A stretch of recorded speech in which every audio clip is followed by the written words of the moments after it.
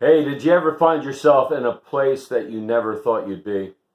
You know, whether that's in a physical place or a mental place or a spiritual place. You know, you're in this predicament. You're in this area of your life and you never thought you would be there. It's something that, well, you didn't see coming, and you definitely don't want to be there, but somehow you've ended up here.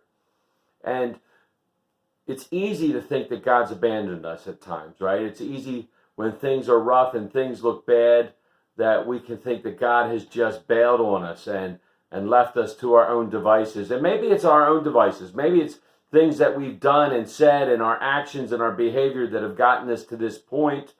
Or maybe it's actions and behaviors of others around us. Or maybe it's just coincidence. Maybe it's just, well, did you ever think that maybe God had led us to a place such as this? The Hebrews had been overrun. The Persians had come and taken captives, and Esther, evidently, she's a hot babe. She's a good-looking Jewish girl, right? And the king of Persia is looking for a new wife. His old wife was banished, and so there's this citywide search for the next queen, and he casts his eyes on Esther, and he's like, she's pretty, and he makes her his wife. And now she's in exile from Israel, right? I mean, her people have been taken captive, and it's not where she wants to be. And I'm telling you right now, she did not want to be the wife of the king of Persia either. But here's the thing. There's like this political intrigue, right? And there's all of this backstabbing, and right? And this bad guy has got it in for the Hebrews, and he's going to get them all killed, right? Esther's uncle is high in the political government, and Haman, the bad guy, wants to get her uncle Mordecai killed. And Mordecai's a good guy, Haman's a bad guy.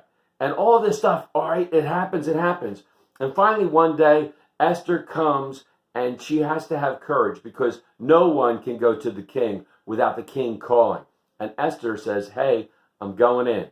I'm going to tell him what's happening. And she does. She gets bold, and she jacks up her courage, and she goes in to see the king, and she tells him about what's happening out there. And the king, boom, sides with Esther. Mordecai, Haman gets arrested, and he hangs him in the very gallows that Haman had built to kill Mordecai. Whew, right? Great story. There's a lot more to it. That's the condensed version, Reader's Digest, right? And so here you go. Esther and Mordecai never thought they'd be in that situation. They didn't plan on it. It was no fault of their own. They were in a tough situation. It's a tough situation.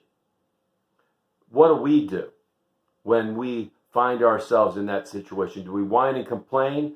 Do we blame God? Or do we go to God in prayer? Do we ask him for guidance? Do we ask that he'll reveal the way that we're to go, just like Esther did? And when she boldened herself, gave herself the courage she needed, gave the Spirit of God dwelled in her, and told her where to go and how to do it, man, awesome things happened.